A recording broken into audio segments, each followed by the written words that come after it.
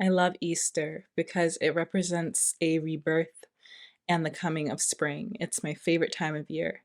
I tend to look at winter as a season of hibernation, reflection, and stillness so that we may process all that we have learned about ourselves and the world. Spring, on the other hand, is the sweet spot between winter and the energetic chaos of summer. Spring gives us the ability to take all that we have been sitting with in the winter and decide what lessons we want to take with us and what we want to heal and what we want to forgive. The result of this is a rebirth of sorts. So I am making this video to inspire you to enter into a season of rebirth using the season as inspiration, understanding what you want to forgive and let go of and heal from, and also understanding what you'd like to lean into and evolve into. For a lot of us, when we think of Easter, we think of the Easter Bunny and the Easter egg, but I invite you to take a look at the Easter egg and the little chick that pops out of it. What can that represent for you? To me, the little chicken coming out of the Easter egg represents a season of rebirth. And I'm going to keep saying that because I want it to stick in your mind. Season of rebirth, season of renewal. But yeah, that little chicken represents new life, freshness, newness in thoughts, newness in action, newness from every single perspective. And for me, the shell also does represent the limitation that is often placed on us by external circumstances. And for a lot of us, a limitation that comes from living a life without God. For many of us, the death of Jesus inspires life within ourselves. You know, there's a lot of different theology behind why Jesus died for us, mainly dying for our sins. But my personal perspective is him dying for us is one of the deepest ways that God can show his love for us. What else can I do to show you how much I care for you and how much I love you? And that's just my own personal perspective. So when it comes to Easter, which happens to be my favorite holiday, when it comes to Easter, I'm reminded of the depth and the gravity of how much the creator of this universe, solar system, everything even further out that we have no idea about, how the creator of all of this loves me, just loves little old me, no matter what I've done, no matter what I've said, no matter what's been done to me, no matter how other people see me, no matter the worthiness that I see in myself or that other people project onto me. Separate from all of that, I am loved so deeply that he would give his life for me. So, Easter, springtime, is a wonderful opportunity to reset, to look back and see what illusions have I created over the past year that I am carrying with me that do not align with this ridiculous amount of love that God has for me. I think that there is a humility that comes with being human, and a part of that humility is understanding that our humanness implies that we are consistently creating illusions in order to psychologically cope with reality. I had a little trouble getting that out, but I meant it. So, what I mean by that is life is hard. Life is hard, existence is hard. And a lot of times, as time goes on, our mind can create stories just to make life a little bit easier to deal with. So, I again think that this is a really, really good time to sit with yourself. And before you enter into a season of rebirth, to give yourself clear direction of how you would like to focus your energy, the person you would like to be, look over the past year and make sure that no illusions have been created that do not reflect what you really feel about reality, what you really think about reality. Look back over the past year and see, have you taken anything on mentally or physically that does not align with what you see for yourself or what God sees for you? When you are looking back over the past year, chances are conflict may come up when you think about the past year. So you might not like hearing this. No one likes hearing this. I don't even like hearing this, but you can't release illusion without the action of forgiveness. Anytime we hold offense in our hearts, we are forgetting how we have been forgiven by God, and we've been forgiven for everything. So, who are we to hold a grudge against another person? And I know that's a lot of church talk. That's a lot of what we hear pastors say and people in religious spaces say, forgive everyone because Christ forgave you.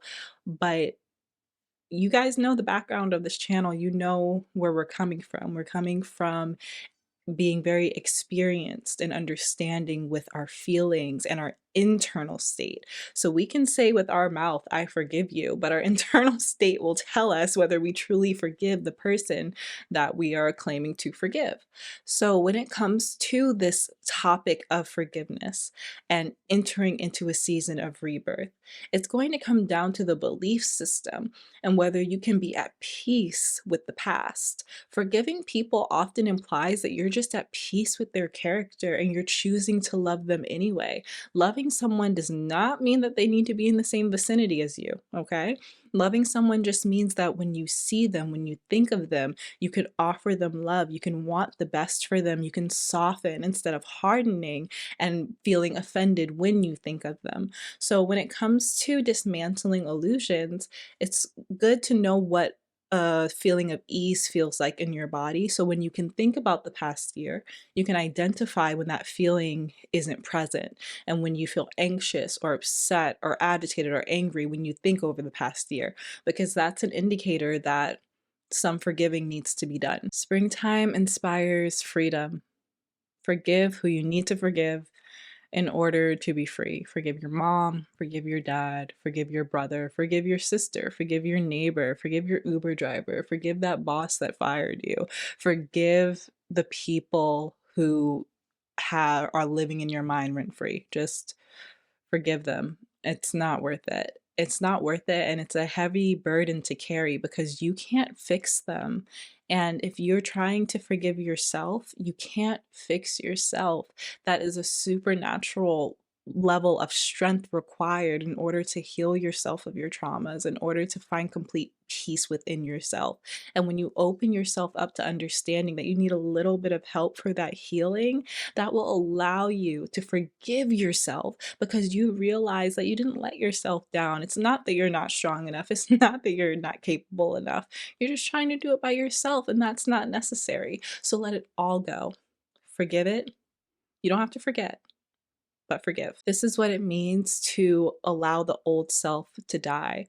Because when you forgive all the parts of yourself that are in pain and that are frustrated and angry and in offense, when you forgive all those parts of yourself, you're now acting in a way that is not attached to pain and suffering, and that is becoming a new creation. Finally, in this season of rebirth, I want you to give yourself permission to live.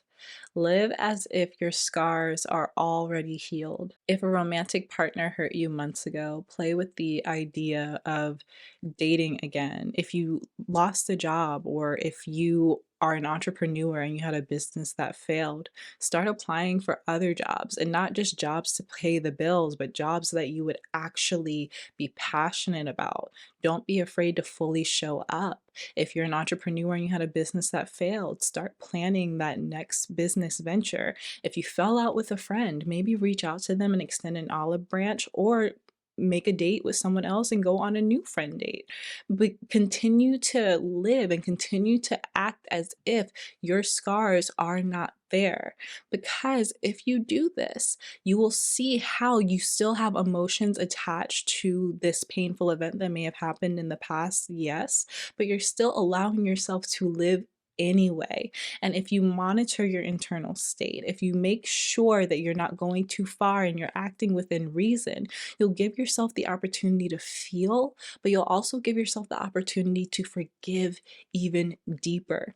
And that is powerful because, again, there in forgiveness lies freedom. And that is my Easter video for the year. I've really struggled with creating spiritual content here on YouTube because I had an epiphany. I'm just not sure if any of us are really supposed to be making spiritual content, whether it's like law of attraction or whether it's Christianity. I don't know if we're supposed to be on the internet making blanket statements to people that we can't look in the eyes and feel their energy. I know that spiritual content online can be very, very helpful, but it could also be very hurtful, especially when you become attached to a creator or a pastor online, and then parts of their personality that are often off the camera are exposed. That can be so hurtful to a person's spiritual life. So I've been struggling with like making spiritual content online. You guys can see my content is kind of moving away,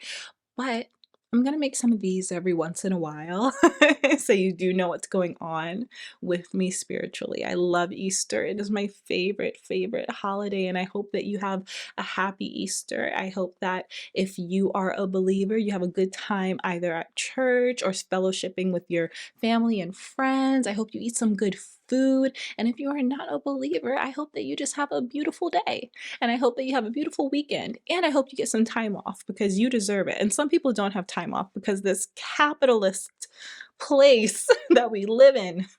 Okay, I'm done. I'll start talking. I love you. Thank you so much for watching. If you like this video, give it a thumbs up so other people on the internet know that it's valuable. If you would like me to expand on anything that I talked about today, let me know down in the comment box. Last but not least, please make sure that you're subscribed and that you click that notification bell so you can be notified when I come out with a new video. See you next time. Bye.